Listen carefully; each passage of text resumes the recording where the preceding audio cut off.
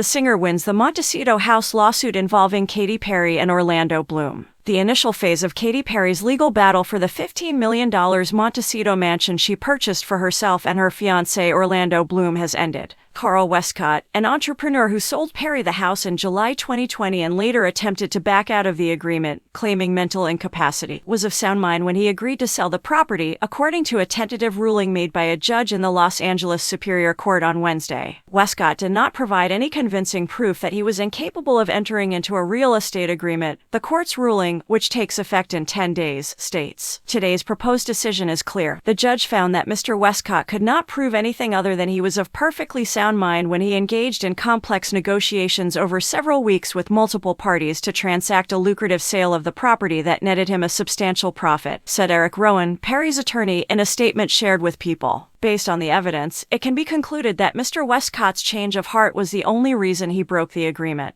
If not earlier, we hope to conclude this matter during the damage trial phase, which is scheduled for February 13th and 14. The trial started in late September 2020 after Westcott, 84, filed a lawsuit against Perry's business manager, Bernie Gunvey, back in August 2020. Since then, the judge has divided the case, and Perry, 38, is anticipated to provide testimony in the aforementioned countersuit at a non-jury trial concerning damages in the upcoming months. A statement made exclusively to People, Chart Westcott, Westcott's son, stated, "We accept Judge Lipner's ruling even though we disagree with it and wish he had spelled our father's name correctly. Katy Perry will now need to personally testify regarding the damages and her inconsistent claims regarding her lost income from renting out my father's house. Even though it has been a long journey, we will not give up on my father and his amazing accomplishments. We will carry on his legacy." Judge Joseph Lipner bases his decision on witness testimony, according to documents made available to People. He wrote about Dr. Gary Small, a psychiatrist who did not know Westcott and was the only witness to conclude that the businessman was incapable of functioning because of Huntington's disease in July 2020. Westcott's primary trial evidence on lack of capacity was the analysis and testimony of his retained expert, which the court did not find credible or persuasive, the judge wrote.